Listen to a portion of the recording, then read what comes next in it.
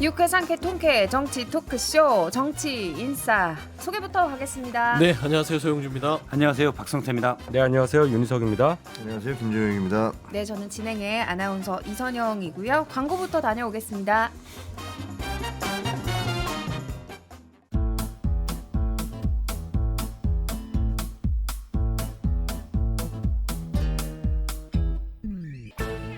유쾌한 정치 토크쇼 정치 인싸. 네, 여러분은 정치 인싸와 함께하고 계십니다.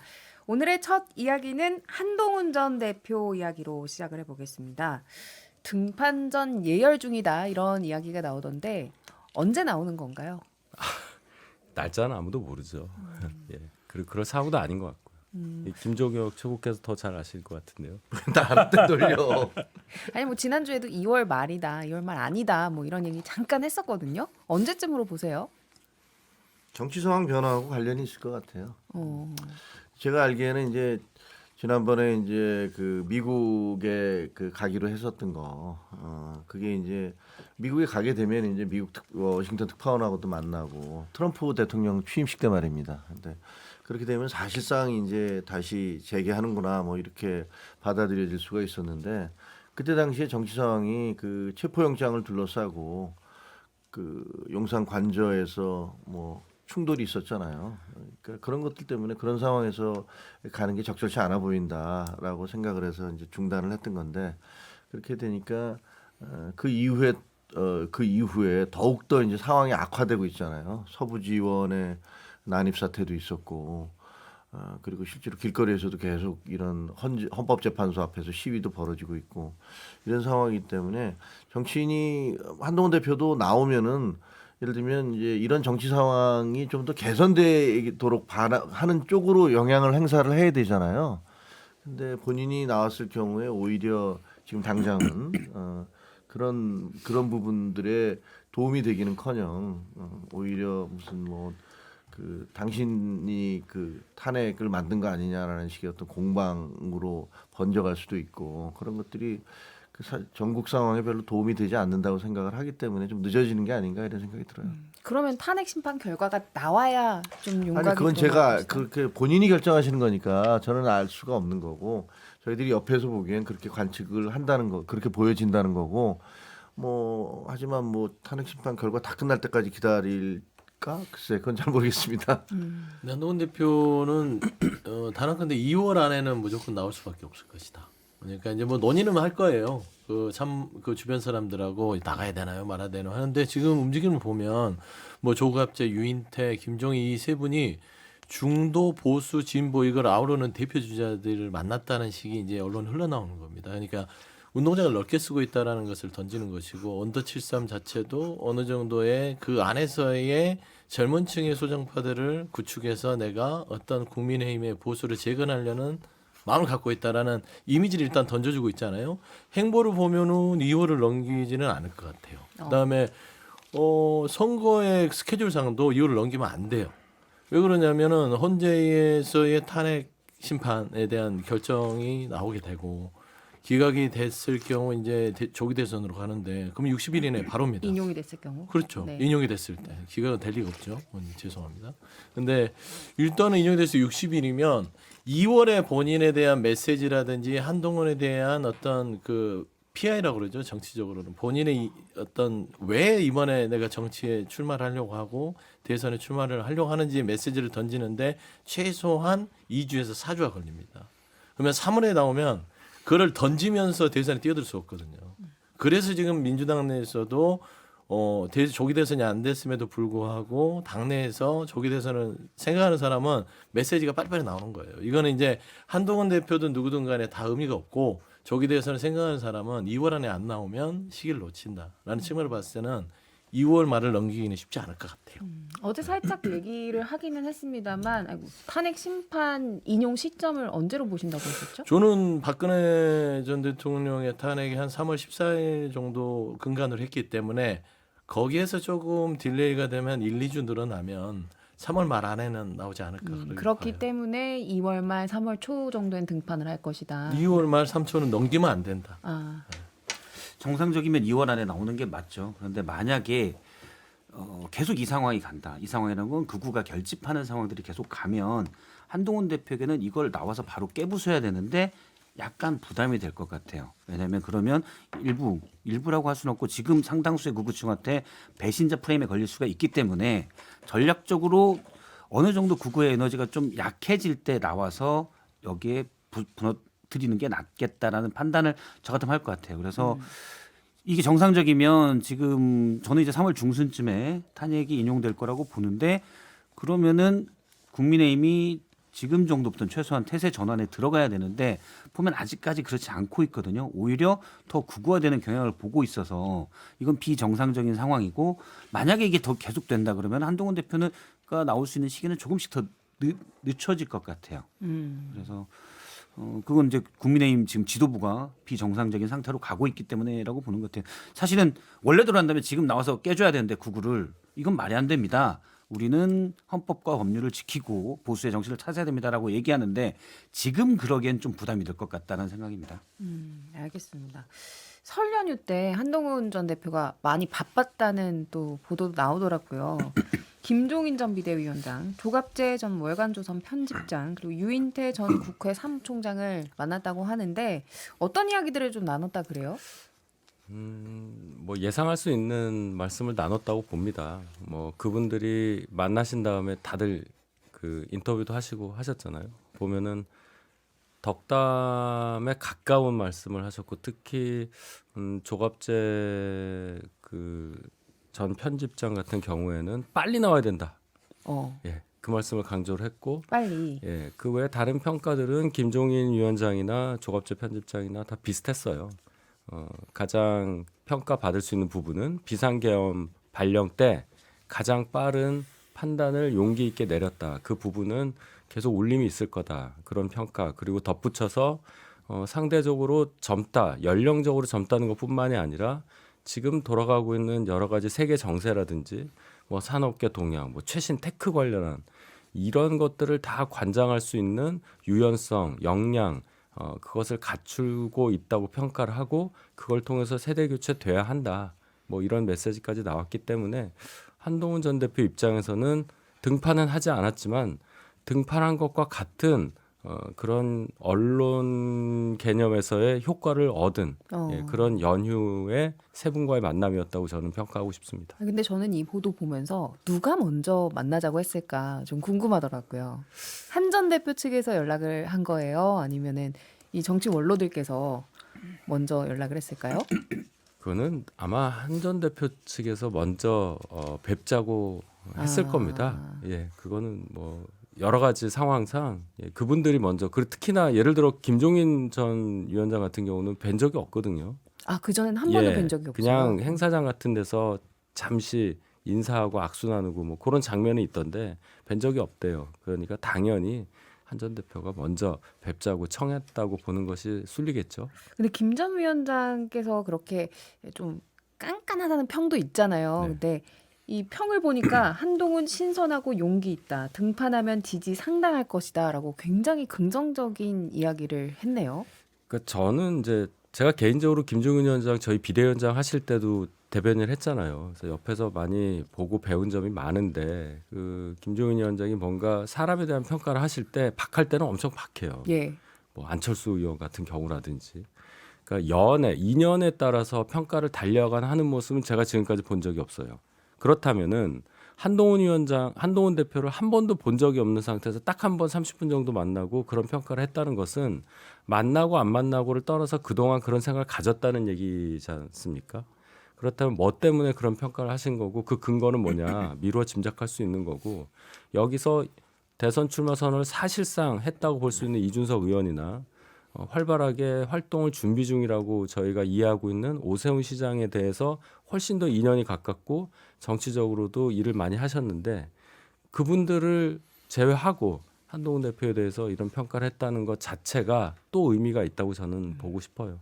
그럼 보수 진영 내에서 여러 여권 대선 후보들 가운데 가능한 후보들 가운데 한 전 대표에게 김 전 위원장은 힘을 좀 실어주는 모습이다 이렇게 평가를 해도 될까요? 말씀 자체가 힘을 실어준다고 해석도 할 수 있고 다만 과거에 비대위원장 시절에 윤 대통령에게 별의 순간 얘기하고 또 또 오세훈 시장을 10년 만에 다시 등판시켜서 시장으로 복귀시키는 과정과 같은 실질적인 정치 활동은 어렵겠죠. 지금은 직에 계시지 않으니까. 다만 김종인 위원장의 그 발언의 무게를 평가하시는 분들은 많은 생각을 할 수 있는 발언이었다. 그렇게 봅니다. 저는 그렇게 봐요. 그러니까 김종인 위원장이 보기에는 지금의 예를 들어 김문수 장관이 높은 지지율이 나오고 그다음에 탄핵에 반대하는 홍준표 시장도 어느 정도 여론조사상은 세력을 확보한 듯이 보이는 이 상황이 참 맞듣지 않을 겁니다. 그런데 오세훈 시장은 저는 뭐 탄핵에 찬성하고 분명하게 입장을 가지고 있다고 보는데 경선 때 불리할 거라고 생각하고 지금 명확한 입장을 자주 강경하게 내지는 않고 있거든요. 그리고 이준석 의원 같은 경우는 사실 국민의힘 내부에 있는 것 아니고 그러면 그런 메시지를 좀 그러니까 국민의힘 내에서 메시지의 무게중심축을 옮겨야 되겠다는 생각을 김종인 위원장은 할 것이고 그러기에는 한동훈 전 대표가 제격이다라고 생각해서 일단 힘을 실어주고 있는 것으로 보입니다. 일단이라고 붙였지만 김종인 위원장 스타일이랑은 제일 비슷할 수도 있다라고 생각을 해요. 일단 팬덤이 한동훈 대표가 어느 정도 있고 그래서 국민의힘 내부의 반응도 궁금하거든요. 이런 정치 저는 원론들의 국민의힘 반응이 내부의 나왔을 지금 현재 때. 상황을 잘 몰라요. 아시다시피 저는 이제 쫓겨난 지도부이기 때문에 내용은 잘 모르는데 현재 국민의힘 지도부는 굉장히 이러지도 못하고 저러지도 못하는 상황에 처한 게 사실이에요. 지지도가 예를 들면 윤석열 대통령이 뭐 싸우겠다라고 이렇게 선언을 하고 그다음에 그 지지도가 올라가고 있기 때문에 그 손을 놓을 수도 없는 상황이 돼버렸어요 지금. 근데 계속 손을 잡고 가다가 나중에 갑작스럽게 탄핵이 인용되거나 이런 상황이 되면 갑자기 벼랑에서 떨어지는 그런 처지가 되는 거기 때문에 그럴 수도 있다라는 두려움과 공포가 있는 거고 사실은 그럴 가능성이 더 크다라는 걸 알고 있지만 그렇다고 해서 지금 우리가 여기서 발을 빼면 우리는 거의 아마 지지자들한테 맞아 죽을 것 같다라는 생각을 하기 때문에 이러지도 못하고 저러지도 못하는 그런 질질 끌려가는 그런 상황을 연출하고 있는 건데 정치는 이렇게 끌려가면 안 되거든요. 정치인은 끌어가는 존재지 끌려가는 존재가 돼서는 안 됩니다. 근데 그렇게 하고 있는 것이 저는 굉장히 걱정이 들고 그다음에 한동훈 대표에 대해서는 지금 저는 두 가지를 주목해야 된다고 생각을 해요. 원로들 저도 많이 만나봤거든요. 많이라고 얘기할 수는 없지만 저희 당의 여러분들을 만나보면 다 동일하게 얘기하시는 것이 국민의힘은 세대 교체해야 된다. 그렇지 않으면 살 수 없다. 이대로는 못 간다라는 거를 정치를 오래 하신 분들일수록 그런 얘기를 해요. 국민의힘 이대로는 못 간다.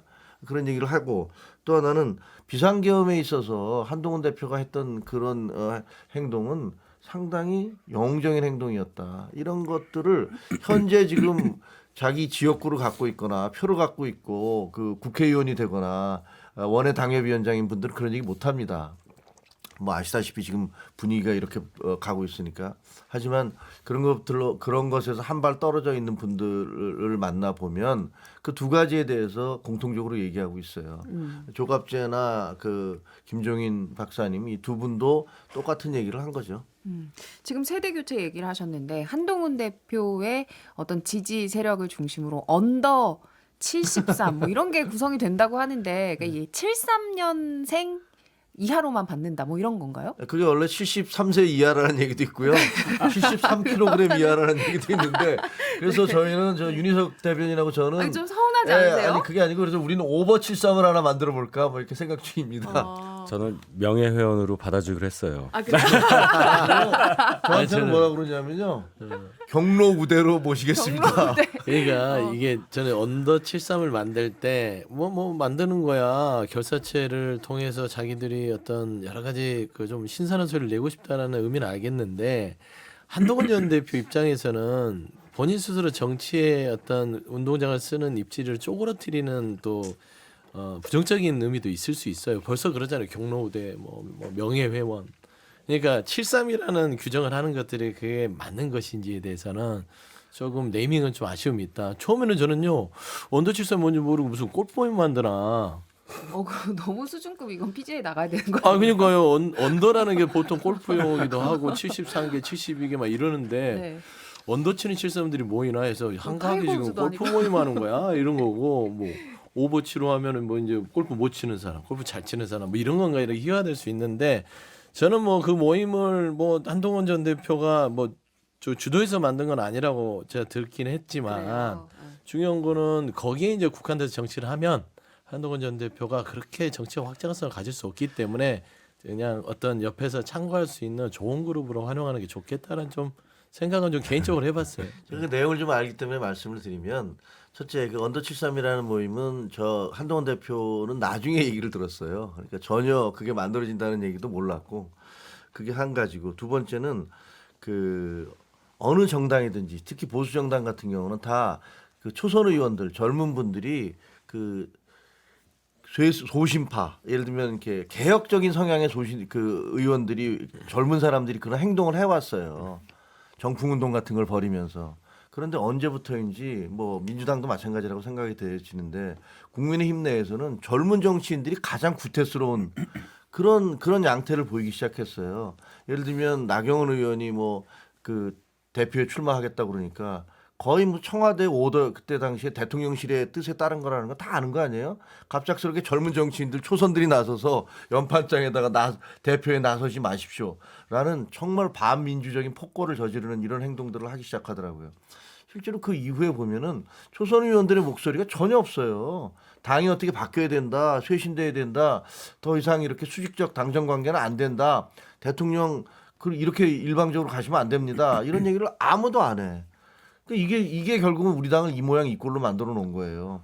그래서 이제 언더 73이라는 게 이름이 제가 보기에는 뭐 글쎄 뭐 골프 스코어냐 뭐 이런 얘기도 있고 지금 아까 체중이냐. 얘기하신 대로 야 그럼 나이로 그거 따지는 건 좀 너무하지 않느냐라는 그것도 뭐 다 일리가 있다고 생각을 해요. 하지만 그 취지는 야 이게 당이 도대체 젊은 목소리, 젊은 사람들의 목소리가 완전히 사라져버린 소장파라고 얘기하는 사람들 그리고 정풍그룹이라는 것들이 완전히 전멸해버린 이 상황에서 우리라도 목소리를 내자라는 그런 몸부림인 거예요. 그래서 저는 뭐 훨씬 그것도 나이가 많고 그렇지만 아주 잘하고 있다고 생각을 해요. 그런 모습들을 자꾸 보여줘야 돼요. 그래서 젊은 사람들이 이 기득권 그를 계속 유지해 오던 이런 사람들과 똑같지 않다라는 것들을 보여줘야지 조직의 생기가 살아나는 거 아니겠어요? 그래서 민주당에서도 그런 걸 좀 했으면 좋겠어요. 저는 개인적으로는 민주당에서도 소장파 모임이 좀 만들어줬으면 좋겠다. 어버이 정당에서 좀 탈피했으면 왜 또 좋겠다. 갑자기 어버이예요? 민주당 많이 하고 있어요. 잘 모르시니까 그러지. 아유 뭐 누가 해요 그거를? 한동훈 전 대표 걱정하시기 바랍니다. 언더 73 이름은 잘 지은 난 것 이재명 같아요. 대표 걱정돼.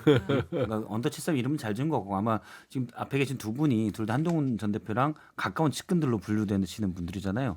근데 이제 지금 메시지의 핵심은 제가 볼 때 세대 교체인데 예. 요 세대 교체 메시지를 잘 지었다고 생각하는 거는 한동훈 전 대표의 가장 큰 약점은 정치 초보라는 거거든요. 그리고 비대위원장과 당대표를 하면서 그런 모습들이 일부 노출이 됐습니다. 그러니까 정치 초보인데다가 검사 출신이다. 검사기가 빠지지 않았다. 이게 가장 큰 약점인데 그거를 상쇄시킬 수 있는 게 초보가 아니라 우리는 세대 교체다라는 메시지가 저는 어느 정도 어필을 할 수 있다고 봐요. 그리고 이제 다른 유력 주자들, 예를 들어서 유승민, 오세훈 뭐 이런 분들과는 확실히 나이 차이가 있기 때문에 그런 부분도 충분히 어필할 수가 있고 그래서 잘 지었다는 생각입니다. 제가 그래서 한동훈 전 대표를 지지하는 건 결코 아니고 지금 보수에 한동훈 전 대표가 네. 무슨 검사 출신이고 그다음에 당 대표일 때 보여줬던 행동들이나 이런 것들이 정치에서는 좀 맞지 않다. 성정도 스타일이 우리나라의 지도자의 성정 스타일은 아니다라고 생각을 하는데 지금 김문수 장관 계속 얘기 나오고 일단 상식선 위로 좀 올라왔으면 좋겠다. 우리나라 주요 정당 국민의힘 거기에 나오는 대선 후보들의 얘기가 탄핵 찬반 이런 부분에서 최소한 상식선 위에서 논의를 했으면 좋겠다라는 생각입니다. 알겠습니다. 자, 이런 가운데 또 세대 교체론의 얘기가 나오면 항상 언급이 되는 인물이 있죠. 이준석 전 대표와 한동훈 전 대표가 결합을 할 수도 있다. 이런 전망에 대해서는 어떻게 평가하세요? 이제 두 분 다 젊은 축에 속하니까 그렇게 합쳐서 뭔가 세대 교체 바람을 일으켜 보자. 그게 낫지 않느냐 그런 상상을 할 수가 있죠. 조갑재 전 편집장도 비슷한 말씀을 하셨는데 특히나 최근에 한동훈 대표하고 좀 가깝다고 하시는 분들이 비슷한 말씀을 하셔서 아마 이게 많이 부각이 되는 걸로 보여요. 근데 이준석 의원에 대해서는 첫째는 저희 당에서 나가는 과정이 아름답지 않아서 그 과정에 대한 기억이 아직 안 사라졌다. 그리고 여전히 이준석 대표를 둘러싼 여러 의혹들이 말끔하게 해소되지 않았다. 그 과정에서 정통 보수 지지층이 받아들일 수 없는 부분도 일정 부분 남아 있다. 이런 차원을 본다면 한동훈 대표를 많이 지지하고 있는 분들 입장에서는 이준석 대표와 뭔가를 같이 한다는 것을 대단히 거부감 있게 그렇게 생각하시는 경향이 있어요. 충분히 그게 있습니다. 그래서 이 부분은 지금 생각할 그럴 계제가 아니라고 저는 봐요.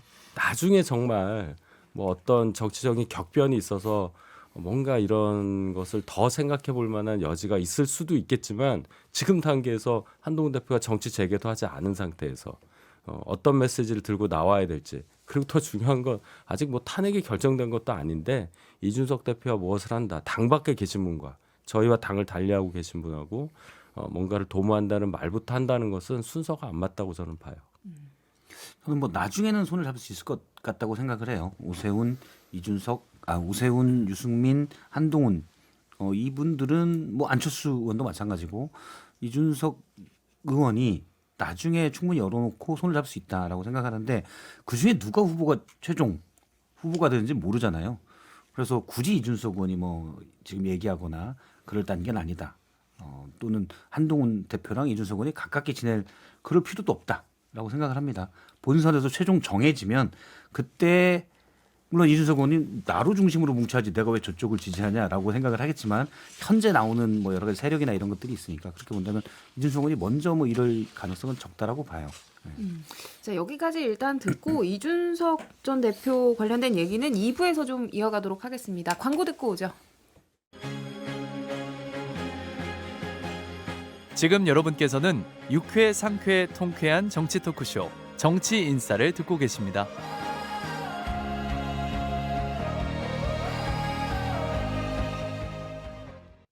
네, 정치인사 2부 계속해서 이준석 전 대표와 한동훈 전 대표가 과연 결합을 할 수 있을지 이야기 나눠보도록 하겠습니다. 뭐 두 분은 아직은 이르다 이런 평가를 내리시긴 했지만 친한계 인사들 발언을 좀 보면 은근한 러브콜을 좀 던진다 이런 평가가 있더라고요. 뭐 신지호 전 전략기획부총장 같은 경우는 이 의원이 본가, 그러니까 국민의힘으로 돌아올 시간이 가까워지고 있다. 그리고 언더 73의 류재화 당협위원장 같은 경우에는 정치는 혼자서는 안 되고 같이 해야 한다라고 하면서 이준석 의원을 염두에 둔 발언을 했거든요. 근데 이준석 의원을 잘 모르는 분들인가 싶어요. 택도 없는 소리죠. 이준석 의원이 뭐 지금 장사하기 좋은 시점에서 한동훈 전 대표가 무슨 지금 검증이 다 된 것도 아니잖아요. 따지고 보면 언더독이에요. 정치적으로는 밑바닥이 있는 것이고 여기서 이제 어떻게 해서 치고 올라올 것인가 남는 사람이고 국민의힘에서의 정치적 자산을 한동훈 전 대표가 갖고 있다라고 이준석 의원이 생각할까요? 본인이 더 크다고 생각할걸요.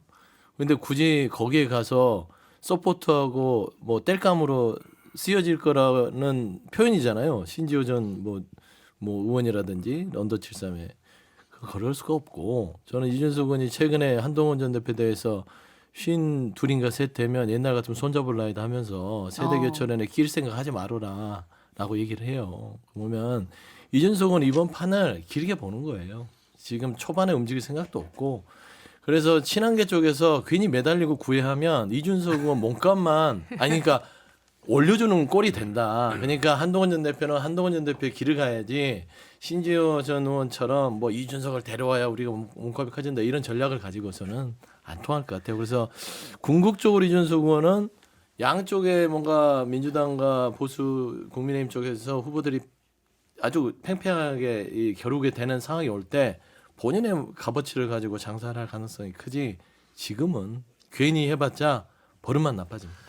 정치판에서 그냥 흔히 제가 보기에는 잘못 알려지고 있는 것 중에 하나가 예를 들면 누군가 한마디를 하면 그게 일사불란한 그 전체의 생각이다라고 그렇게 판단하는 경우가 많아요. 근데 사실 전혀 그렇지 않거든요.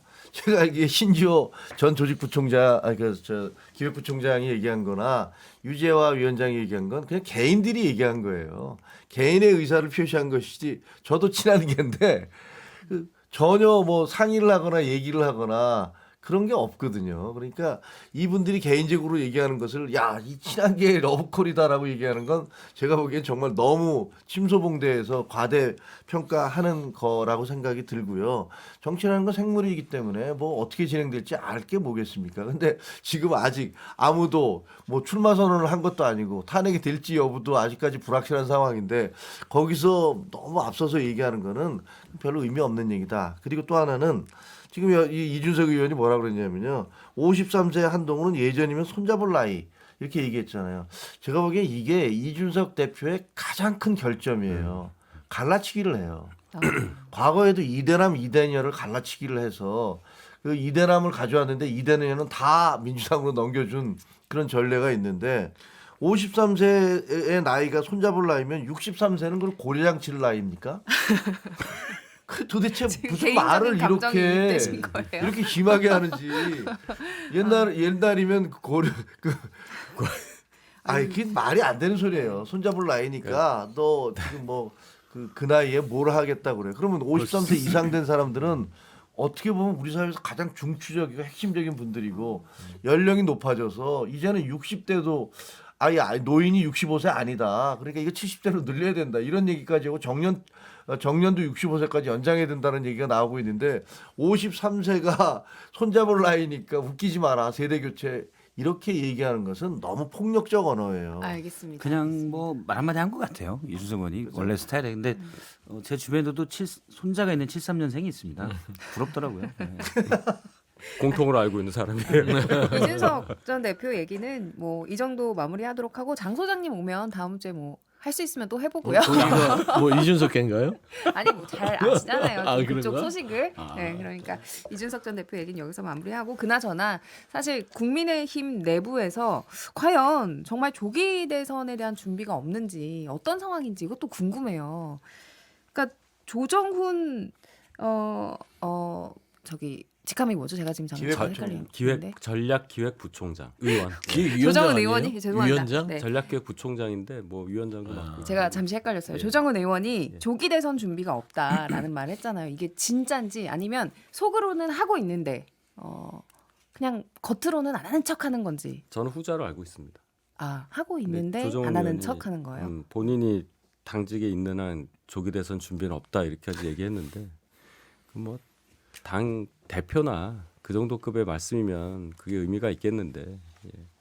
일단 그렇습니다. 그렇고 당 입장에서는 제가 항상 강조하는 거지만 당은 가장 마지막 순간에 가장 현실적이고 냉정한 판단을 하는 조직이에요. 그 어떤 조직보다도 급변층을 할 수 있는 조직입니다. 그래서 저희가 배출한 대통령이 탄핵의 위기에 있는데 그 탄핵을 상정을 하고 대선 준비를 한다고 어떻게 공개적으로 얘기할 수가 있겠어요. 그렇기 때문에 일부러라도 조기 대선 준비 없다라고 할 수밖에 없는 상황을 충분히 이해를 할 수 있는 그런 발언이라고 저는 생각하고 많은 준비를 하고 있어요. 뭐 다른 후보를 물색한다는 말들도 있고 공약도 정리한다는 말들도 있고 전당대회 관련해서 뭔가 좀 룰이라든지 이런 걸 정비하고자 하는 움직임도 있는 걸로 저는 들었습니다. 그것도 다 대선 준비라고 저는 생각을 하기 때문에 당은 확실히 활발하게 움직이고 있다. 물 밑에서 저는 그렇게 봐요. 다른 후보를 물색한다고 하면은 어떤 사람들일까요? 어떤 인물들? 그러니까 정치권에 없는 분들을 영입하려는 시도도 있나 봐요. 완전히 새로운 예, 이런 류의 얘기는 이제 장서철 소장이 오셔서 원래 하셔야 되는 건데 저도 동일한 얘기를 들었기 때문에 제가 뭐 실명을 거론할 수는 없고 그런 네. 시도가 있고 또 거기에 대해서 뭔가 뭐 조건도 붙고 뭐 이렇다는 얘기가 있는데 확실해지면 제가 말씀을 드리겠습니다. 민주당은 조기 대선 시동을 좀 본격적으로 거는 모습인 것 같아요. 이재명 대표가 약간 실용화 정책들을 네. 내세우고 있는데 당 내에서 어떤 평가가 좀 있어요? 뭐 나름대로 이재명 대표가 좀 절박해졌다. 그러니까 본인이 가지고 있는 어떤 늘 가져왔던 이 뭐 수치로 말하기는 그렇지만 본인이 어떤 지지율이 늘 이 박스권에 있기 때문에 이거를 좀 외연 확장에 대한 필요성이 있지 않냐라는 부분에 있어서 좀 절박함을 보여준다고 평가는 있는 것 같아요. 근데 그런 부분들은 저는 좀 긍정적으로 평가는 돼요. 근데 다만 이제 조기 대선 부분에 있어서 민주당은 이재명 대표 혼자서 뛰는 게 과연 시너지가 나겠냐라는 고민들을 하고 있는 것이고 거기에 지금 보면은 뭐 김경수, 김동연, 김부겸 거기에 지금 뭐 김두관, 전남지사의 김영록, 오김이 붙었더라고요. 그러니까 저는 이재명 대표 입장이나 민주당 입장에서는 그렇게 좀 많은 주자들이 나와서 독보적인 이재명 대표의 혼자 있는 상황을 좀 타개해 주면 국민들 보기에도 이거 뭐 이재명 대표가 다 하는 거 아니야? 일극 아니야라는 것들을 상쇄시킬 수 있어서 나름대로 민주당은 차곡차곡 조기 대선 준비를 말하지 않아도 잘 하고 있는 것 같아요. 그래서 뭐 일단은 막 캠프를 차리고 뭐 대선한다 이런 상황은 아니나 정치라는 게 그렇잖아요. 어떤 징후나 행동들이나 메시지들을 보면 조기 대선 준비하는구나 알 수 있는 것 같은데 얼마 남지 않았습니다. 100일 안에 조기 대선은 있을 수도 있다라고 봐야죠. 그러니까 비명계 잠룡들이 기지개를 펴는 모습이 어쨌든 민주당의 대선을 준비하는 이 과정에서 긍정적인 부분이다 이렇게 이야기를 하셨는데 유시민 작가의 생각은 좀 다른 것 같아요. 그러니까 이제 유시민 작가 제가 늘 뭐 많이 참고도 하고 또 늘 이 약자편에 서서 그 정치적인 강자든 간의 비판을 서슴지 않았던 그런 분이었는데 이번에 저도 의외였어요. 왜 굳이 가만히 있어도 이재명 대표는 혼자서 잘 독보적인 당내의 장악력을 가지고 있는데 한 서너 명이 어떤 민주당의 쓴소리를 통해서 당이 좀 변화를 가져가자라는 목소리를 하는데 굳이 큰 스피커로 조용해. 어디서 이재명 대표한테 지금 뭐라고 하는 거야?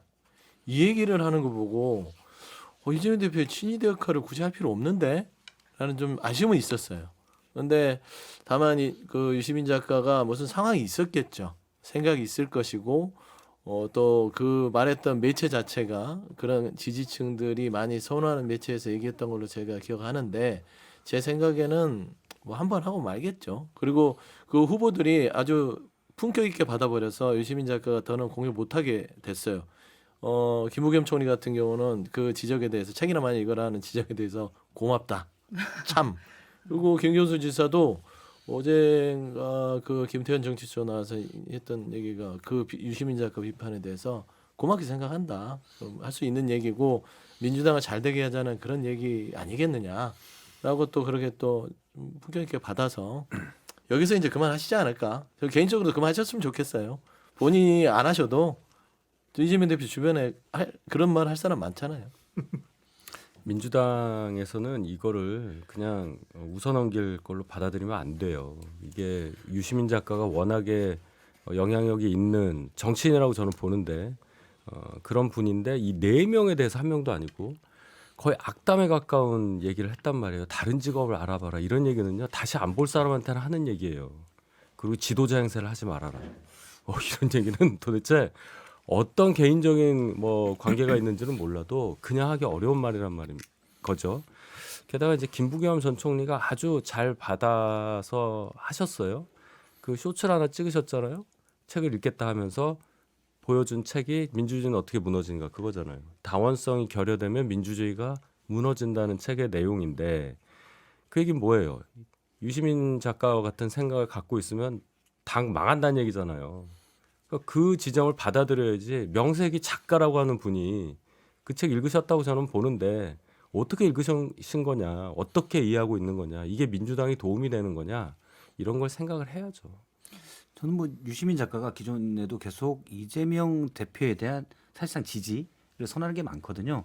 뭔지는 저도 뭐 그런 얘기를 해본 적은 없지만 아마 저는 검찰에 대한 반감, 검찰 개혁, 제가 추정컨대는 유시민 작가는 그게 가장 큰 과제고 그럼 누가 가장 강력하게 할 수 있을까? 이재명 대표다. 그래서 생각하고 있는데 이재명 대표에 대한 어쨌든 지지를 하는 입장에서 다른 주자에 대한 비판은 저는 뭐 할 수 있다고 봐요.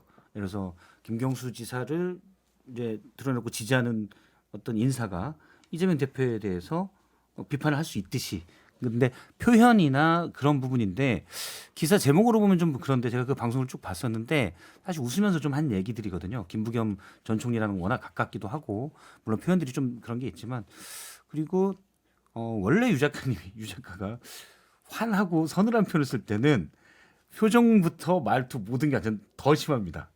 그거에 비하면은 약한 정도로 했다라고 저는 생각을 해요. 아, 이거 그렇게 센 발언은 아니다. 유 작가가 평소 했던 발언치고는 세지는 않았습니다. 근데 유시민 작가 좀 보태면 그 고민정 의원이 했던 말을 좀 한번 들을 필요도 있는 것 같아요. 그러니까 그 당내에서의 다원주의가 말살돼서 수박몰이를 당할 때 유시민 작가는 늘 그런 약자 어떤 이 말하자면 어떤 하나의 이 세력을 가진 집단에 있어서 아주 작은 세력들이 막 공격당하고 매도당할 때 그 편에 서서 늘 메시지를 내왔고 방어를 해줬거든요.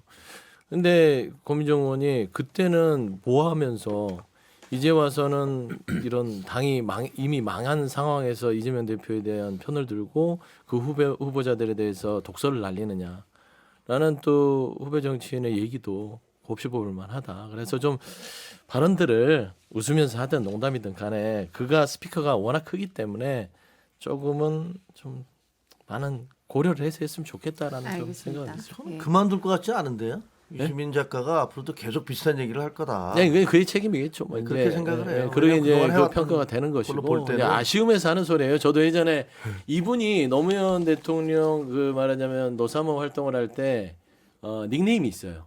노사모들은 다 이 닉네임을 쓰는데 첫맘입니다. 첫맘. 처음맘 할 때 첫맘. 네. 그러니까 처음 마음으로 돌아갔으면 좋겠다. 그런 좀 알겠습니다. 말씀드리고 싶습니다. 자, 이런 가운데 이재명 대표의 재판 관련한 소식들도 쏟아졌습니다. 일단은 이제 3월 11일에 위중교사 항소심 재판이 시작이 되고요. 또 이재명 대표가 공직선거법 관련해서 위헌 법률 심판 제청을 신청했습니다. 이게 어떤 의미인지 좀 정리 좀 해주실까요? 사실은 이미 그 지난해에도 헌법재판소에서 관련돼서 헌법소원이 왔을 때 기각을 했거든요. 그런데 이제 그건 2항이고 2항은 이제 타인의 그 낙선을 위한 허위사실 공표죄 중에 2항에 타인을 낙선을 위해서 허위사실 공표했을 때, 그리고 1항은 본인이 당선되려고 허위사실 공표했을 때인데 작년에 나왔던 건 2항이긴 해요. 근데 취지는 다 비슷하고 1항도 이전에 다 기각된 바가 있습니다. 그럼에도 한다는 건 뭐 아주 단순하게 생각한다면 어쨌든 2심 결과가 경선이 확정된 뒤에, 민주당 경선이 확정된 뒤에 나오기를 바라고 하는 것 아닌가라고밖에 생각할 수가 없죠. 일단 공직선거법 유죄 받은 내용에 대해서 3심 대법원 확정이 대선 전에 나올 가능성은 상당히 희박하다고 보고, 다만 2심에서 유죄가 나온 다음에 경선이 치러진다면 경선 뭐 유죄가 나올지 모르죠. 근데 만약에 근데 이 2심 재판 결과가 경선 중에 나온다면은 어떻게 될지 모르죠. 사실은 지금 압도적인 1극 체제인데 2심까지 유죄를 받았고 대부분만 남아있는 상황에서 과연 민주당 후보로 적합한가? 이런 목소리들이 힘을 얻을 수 있잖아요. 이재명 대표 입장에서는 그런 리스크를 방지하려면, 후보가 된다면 사실은 큰 상관이 없다고 생각할 수 있죠. 그건 본인의 결정에 따른 거니까. 그래서 그런 걸 미루기 위한 것이 아닌가라고밖에 생각할 수가 없고, 아마 사실 뭐 그 주장은 여당 쪽에서 나오는 주장이긴 하거든요. 재판 예. 지연 전략이다. 이건 누가 봐도 그렇게 보이죠. 물론 이재명 대표는 동의하지 않겠죠. 근데 예를 들어서 신청하고 법원 그 기자들이 물어봤을 때 재판이 지연되는 일 없을 겁니다. 신청을 법원이 받아들여서 헌법재판소에 이거 좀 봐주세요라고 하면 지연이 되거든요. 근데 지연이 되게끔 어쨌든 뭐 지연이라는 게 의도가 들어가 있다고 하면 결과적으로 늦어지는데, 그걸 늦어지는 일은 없을 거다. 그건 말이 안 맞잖아요. 그래서 저는 그렇게 보일 수 있는 일을 왜 하냐. 사실은 큰 득실도 없을 텐데, 물론 뭐 가능성은 있겠죠. 재판부가 받아들이면. 근데 왜 하냐라고 이제 민주당 인사들도 많이 했고, 민주당에서 정무적인 감각을 가지신 분들은 다 반대하는 목소리였는데, 이제 법률가 출신 분들은 다 할 수 있는 건 다 해보자라는 의견들이 더 많아서 이재명 대표가 최종 그쪽 의견을 받아들인 것으로 보여요. 예. 이재명 대표는 어쨌든 이건 정당한 방어권 행사다라는 입장인데요. 민주당 내 분위기는 정당 어떤가요? 방어권 입장이라고 하는 것도 부인할 수는 없어요. 맞는 얘기인 게 위헌법률 심판 제청의 사건 번호와 지금 공선법에 대한 항소심의 사건 번호는 아예 달라요. 그래서 이제 위헌법률 심판 제청을 한다 하더라도 이제 이게 받아들여졌을 때는 지연 전략을 쓴다고 할 수 있겠으나, 따지고 보면 이거는 보통 재판을 해본 사람들은 다 쓰는 겁니다. 여기 대해서 뭐라도 해서 좀 한번 이 부분에 대해서 다시 헌법 심판을 받아서 재판에 다시 심판을 받아오면 2심에서 내가 유리하게 받을 수 있겠구나 판단하에 재판을 받는 사람들은 이런 거를 방어권으로 쓰는 것인데 정치인 이재명이라서 지금 비판을 받고 있는 것이다.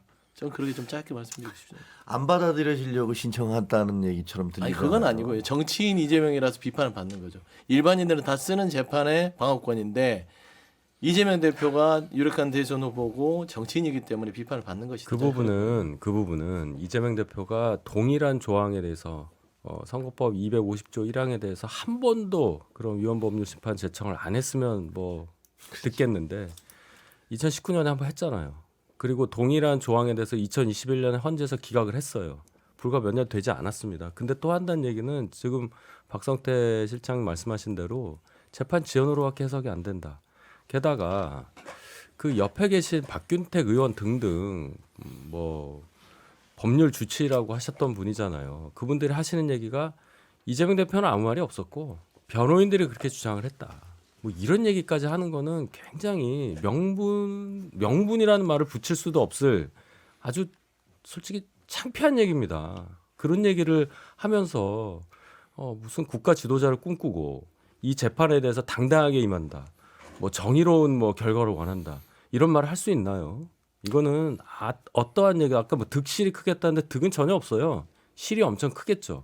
그러니까 이런 부분이 민주당에 경색되고 이치 안 맞게 돌아가는 분위기를 그냥 보여주는 하나의 또 큰 사례가 하나 나왔다. 이재명 예. 대표가 방어권이라고 이재명 대표 측이 방어권이라고 주장할 수도 있고 권리다라고 얘기할 수도 있고 또 여러 가지 뭐 앞서 말씀하신 이전에 위원으로 결정됐다고 또 시대가 변했으니 또 다시 판단할 수도 있어. 미디어 구조가 변했으니 그렇게 주장할 수도 있다라고 봐요.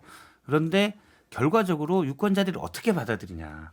물론 잘했다고 받아들이는 분들도 있을 텐데 대선은 어차피 중도 확장을 누가 더 잘하느냐의 싸움인데 이 싸움에서는 중도층이 보기에는 헌법재판은 빨리 하라고 그러고 본인 재판은 어떻게든 늦추려고 하네 라고 인식되기가 아주 쉬운 거죠. 그러니까 의도가 뭐든 간에 결과는 그렇게 나올 것이기 때문에 이거는 굳이 할 필요가 없는 일이었다라는 생각입니다. 알겠습니다. 민주당에서 그 비상계엄에 대해서 실패하려고 비상계엄했다는 게 말이 되느냐 그렇게 비판하시잖아요. 그건 맞는 얘기거든요. 그런 비판 맞아요. 근데 이재명 대표는 그러면 안 받아들여질 것을 예상하면서 그 위헌적 그 심판 제청을 했겠습니까? 그러네요. 둘 다 논리적으로 말이 안 되는 근데 얘기예요. 민주당에서 안 받아들이려고 신청했다는 얘기를 한 번도 해본 적은 없어요. 아니 그러니까 지연을 안 할 내가 이걸 신청을 해놓고서 지연을 할 의도가 없었다라는 것은 안 받아들여지면 지연이 안 돼요. 받아들여지면 지연이 돼요. 그러면 내가 이걸 신청을 해놓고서 지연할 의도가 없었다는 것은 이거는 안 받아들여질 거기 때문에 내가 신청을 했다라고 주장하는 것과 똑같은 거예요. 논리적으로 말이 안 되는 제가 거예요. 논리적으로 좀 설명을 드리면 1심부터 재판이라는 게 2심만 있는 게 아니라 1심부터 쭉 진행이 돼요. 그러면 1심 때 1년 9개월이 걸렸습니다. 그걸 이재명 대표가 지연을 했냐. 검찰이 공소장을 1년 9개월 동안 묻고 있었어요. 그러다 나중에 공소장 변경을 하죠. 검찰이 증인을 43명을 신청했습니다. 이재명 대표가 4명 신청했어요. 그러면 재판의 지연의 책임은 누가 있을까요? 검찰이 있어요. 1심을 들여다보면 그래요. 2심에 와서 위헌법률 심판 제청을 했어요. 받아들이든 안 받아들이든 전에 일반인이라면 이걸 지연제라고 쓰지 않습니다. 그냥 방어권이라고 하겠죠. 그러니까 정치적으로 엮여 있으니까 정치인 이재명이니까 이거 지연한다, 이거를 뭔가 늘어뜨리려고 한다 하는데 일반인 이재명은 할 수 있는 방어권이라니까요. 그러니까 이 중간에 있는 거예요. 그래서 기각이 될지 이게 인용이 될지는 모르지만 약간의 인용의 가능성이 있다면은 거기에 대한 방어권을 행사하는 게 법률적인 행위 아닌가요? 라는 그런 측면에서 해야 되는 것이고 네. 윤석열 대통령도 마찬가지죠. 기각의 가능성은 0.001도 없으나 지금 하는 거 보면 부하들한테 다 책임 떠넘기고 난 안 했다 부인하는 아니, 것도 똑같은 그 얘기를 하는 게 것인데 아니고 그거를 이재명 대표와 비교할 건 아니다라고 그러니까 봅니다. 윤석열이라는 자연인을 대통령이라는 직위와 분리해서 얘기할 수가 없어요. 이재명이라는 자연인을 민주당 대표라는 그 직위와 분리할 수가 없는 거예요. 지금 소송은 정치인 이재명에 대한 것이에요. 그러니까 이게 그냥 개인 이재명이 예를 들면 방어권을 행사한다라고 주장하는 것은 사실관계가 맞지가 않아요. 제가 알기로도 방어권 왜 행사했냐면 공선법의 이 확장에 따라서 당이 400몇 억에 대한 돈을 토해내야 됩니다. 이거는 이재명 대표의 단순하게 어떤 그 피선거권의 박탈의 문제가 아니라 어떻게 해서든지 여기서 벗어나야만 당이 뭐 명운간이라 아니더라도 그 돈을 또 주게 되면 당이 흔들려요. 그렇기 때문에 뭐라도 해야 되는 상황들이 있어요. 그러니까 뭐 정치적인 이재명 대표에 대한 비판은 그럴 수 있고 비밀이 좋다고 저도 생각은 하나 여러 가지 고심 끝에 내린 결정이기 때문에 뭐 일단은 뭐 지켜보시는 게 좋을 것 같아요. 그건 제가 받아들일게요. 네. 민주당도 이재명의 유죄를 예상하고 있다. 이렇게 그러니까 그런 느낌이 받아들이겠습니다. 확 드네요. 뭐 그런 느낌은 미안한데. 주관적이기 때문에 그러니까 1심이 좀 미안하고. 아니 뭐 미안할 거 없어요. 1심이 그렇게 나왔으니까 2심에서 어렵다는 거는 법률적인 상황에서 케이스가 맞고 그러니까 무죄를 확신한다고 해서 아무 대응도 안 한다는 것은 논리 맞지 않잖아요. 이건 그래서 리스크 관리에서 할 수 있는 거고 그렇다면은 이재명 대표 변호인이라기보다는 사실은 당에서 메시지를 내서 사실은 만약에 그렇게 될 경우 당의 부담이 크기 때문에 우리는 할 수 있는 데까지 다 하는 게 맞다고 본다. 뭐 이렇게 해서 당이 차라리 좀 더 지원을 했으면 어땠을까라는 생각이 듭니다. 제가 알겠습니다. 얘기하잖아요. 네. 이재명 대표 얘기까지 나눠봤고요. 저희는 광고 듣고 와서 다시 뵙겠습니다. 자, 6회 상쾌 통쾌 정치 토크쇼 정치인싸 이번 주 방송은 여기까지입니다. 이번 주는 장성철 소장 대신 김종혁 국민의힘 전 최고위원 함께해 주셨고요. 다음에도 또 놀러와 주세요. 예. 네, 저희는 다음 주 토요일 오전 11시 5분에 다시 뵙겠습니다. 고맙습니다. 네, 감사합니다. 고맙습니다.